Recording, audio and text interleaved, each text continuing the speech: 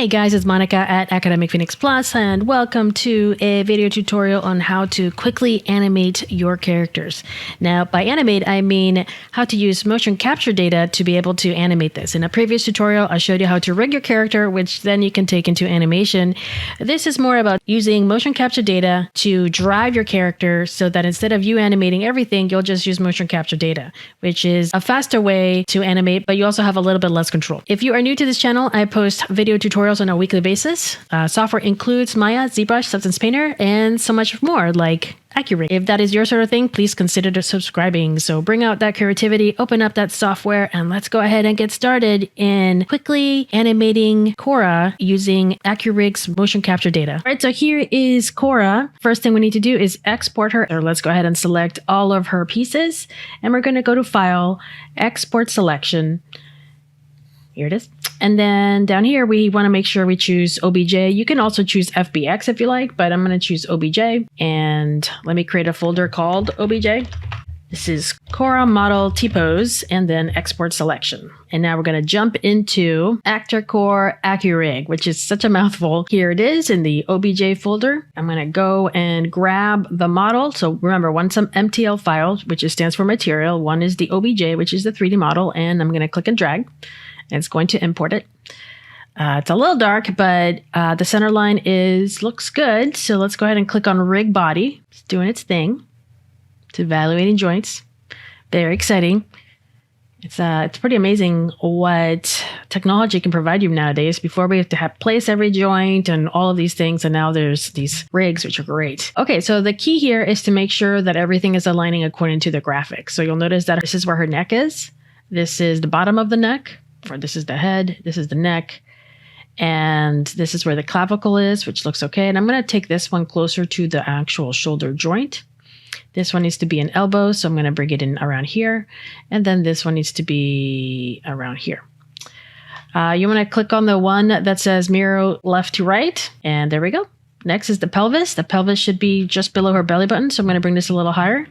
And you can't really see her intersection right here, which is going to be the thigh. This is her knees, which I think is good. And everything else looks great. Again, make sure you click the button so they're aligned, and then you're ready to rig the hand. My character does have 5 fingers, so let's move on to the next part. And what's fun about this is that it's going to create all the joints, and it also paints the weights. So it kind of takes away half of the fight. If there's an engineer out there listening to this tutorial, there's a lot of artists, 3D artists that would love an AI to create painted weights and of course UV mapping. All right, let's go ahead and move these joints so it applies. Whoops, did not mean to move it like that. Apply to our hands, and we want to make sure that these joints are in fact in our hand so that they're intersecting our geometry. And actually most of it looks good. I might move some of them a little closer this way. So give me a second while I kind of tweak this so that the joints are basically evenly distributed and we can get that. And this is the knuckles. So let me, it's right at the edge. All right, cool. So what it's going to ask me is to rig the left hand. So I'm going to click on this and you can see that it's off. So I'm going to move my right to my left and voila. Easy peasy magic. Awesome. Finalize. Golly, it only takes a couple of minutes. It's great. And by the way, if you hear purring, it's because my cat decided to jump on my lap. Because anytime I start talking, he's like, oh, you're doing something important. Let me keep you company. So just FYI. And there she is. Awesome. So the next part is to get the motion capture data. We need to upload this character into Actor Core. Now we also want to export this character. Now again, take a look at the way she stands, the way she moves. You can also take a look at her body and see if, all of that's looking great, which actually it is. You can pose her. Hello. You can, I don't know what this is, but you can also show off her hands, which is always really fun because they're kind of, AccuRig is basically showing off their hand controls because a lot of automatic rigs don't provide hand controls. So this is really nice. And of course, you can do some little acting. Here she is walking. Here she is on the phone. Anyway, it's fun to watch. Okay, so let's go ahead and export her. Export. I'm going to export an FBX. Maya is great. Original is Okay, I actually don't have any textures, so I can just turn that off and then export. All right, I already have a folder called FBX, but I'm going to make another one just to keep myself organized for the tutorial. So FBX tutorial. And this is the Cora, and it's going to be more like a T-pose. And I like to put Accu because it means that it came from AccuRig, right? That's my method. It's totally up to you if you want to do that. We're also going to upload the actor in Actor Core. So let's go ahead and upload. And the reason why is because, oh boy. And the reason why is because that's where all the motion capture data is. Let's go over here. Okay, here we are. This is the Cora that I just uploaded, and this is Cora that I uploaded earlier to make sure everything worked out. So here she is, and as you can see, we are in Actor Core, and we have latest, free, and uploaded characters on the left. We have personal and shared actors. We also have actor and motion. So right now you can see on the right that there is a very basic and simple animation happening right now. And if I go to motion, there are a range of motions you can pick. Now, as you can see, they do come at a cost. And that's one of the things that I find very different compared to Adobe Mixamo. Because Mixamo, you can get all the animations for free, but the difference is that you have to have an Adobe account, which does cost. So, you know, everything costs nowadays. If you want to take a look at the Mixamo animation, then, or how to use Mixamo to create fast animations, then I'll leave a link above. Okay, so here's the motions, and you can click on the motions, and then you can see the action happen. It's funny. I guess these are all new, but the best part is up here at the top, we actually can scroll up a little bit and go from low to high. And here you will find the free ones. So they do have a range of free ones. So here's the air dance, which is the one I'm going to be using. And you can actually download a bunch of them. Here is a magic spell. Right. So you can filter them by female. So if you're interested in just looking at the female ones, you can see them here. And again, there's a bunch of free ones, or you guys can actually purchase them. Totally up to you. But they do have a whole lot of really great animations. All right, so let's say I'm interested in the magic spell motion and also the air dance. You'll notice that this is already checkmarked. That means that it's already in my library. The one, if you want something, you just have to click here, which will appear into your shopping cart. Check it out, and then it will be in your library.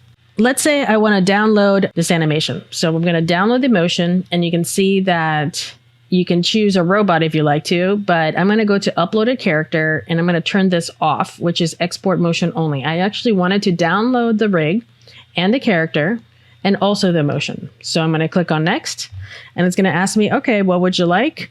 Yes. I mean, I don't have any textures attached, so we're just skipping that. Yes for Maya, and also it's up to you if you want to do 24 frames per second, 30 frames per second, or 60 frames per second. The default is 60, which is basically for film, but if you're just doing like a basic animation, you can do 24, and then 30 is another option. So click on download, and it will start downloading this over here. So what it's compressing, let me open this up. So what it's compressing is you have the actor, which is Cora in its T-pose. And you can see that it's got an AccuRig actor. So that's the rig or the joints. And then you also have a file called motion, which is the air dance. Now, if I want to download more, it's fairly easy. You just click on this one. I'm going to download, but this time I'm going to say I just want the export motion only. They're going to click on next. You're going to click on download, and you just wait a second. Over here to the left, there it is. It's going to pop up over here. There we go. And I now have just the motion. So no rig. Let's go ahead and uncompress this. I have a bunch, as you can see, but I have an FBX Accu. I'm going to create a folder called motion. And I'm going to drag this in here. I'm going to grab the mage cast spell and uncompress it here. So, and then here's my actor that has my everything else in it. So I'm just going to grab the actor and drag it in here. All right, so now I have two folders. I have one that has the actor, which has Cora in it. And then I also have my motion. All right, let's jump into Maya. All right, here's Maya. So the most important part right now is to just go ahead and bring in your AccuRig actor. Let it do its thing. Got a lot of deformations, and voila, The joints are humongous, but she's basically rigged. I'm going to grab the root joint under Mel. We're going to type in select hyphen or negative sign HI, which stands for flag hierarchy. That's going to select all of the joints. And we're going to go to our channel box and change this to 0.2. I know you can't see anything, so you can turn on this, which shows you the joints. And there she is, all the joints. She's kind of hard to see, so I'm going to grab all of her geometry. And I'm going to assign an existing material, which is just going to be a basic Lambert. She's not textured yet, but she is UV mapped. So once I have the textures, I can always reassign them. And there she is, all in her glory. I'm going to select these, press the number 3. And you can see that she now is ready to go. Now, what's cool is that I can select these joints and so on and so forth. If you guys want to see how you can make your own rig, post a link above, which you can make a rig and you can animate it yourself. But in this one, we are going to go ahead and start getting her to dance. Next, we want to go to Windows, Animation, and we want to grab the time editor. The time editor is where we're going to import our motion capture data. So I'm going to grab my air dance and just drag it in here. It's going to go ahead and import, and right away you can see that the character is already in position and there is this track. This is the animations. If I hit play, you can see that now she's starting to animate, and it's just that quick, everybody. It's pretty amazing, and I can already imagine some fluids just kind of flying around, maybe wind. I don't know. I have to figure out how that's going to work. Now, again, there are some limitations. You can see that her hair is being pulled and things like that, but that's just the typical things you got to work with. But otherwise, that's the way it works. And we can continue adding more. So this is our track sheet here. And let's go ahead and grab another one. Here's the motion. Let's grab the magic spell, drag it in. You can drag this to the right. You can see all that glorious animation.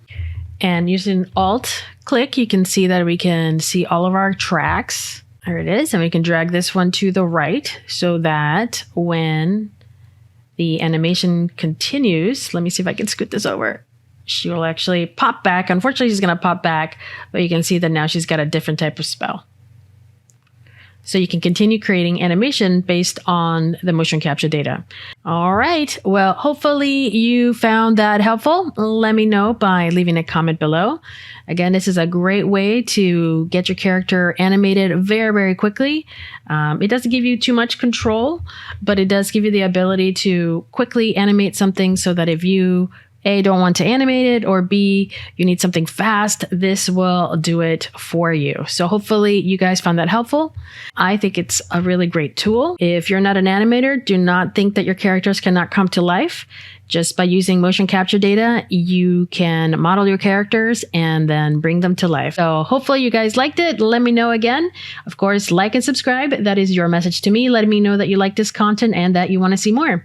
If you think a modeler out there could use this video, please share. That is another wonderful way of supporting me, and it helps with the YouTube algorithm. Also, take a look at academicphoenixplus.com. There you can find free resources such as 3D models, ebooks, reference images, and more. So take a look at academicphoenixplus.com, and there you will also find some e-courses.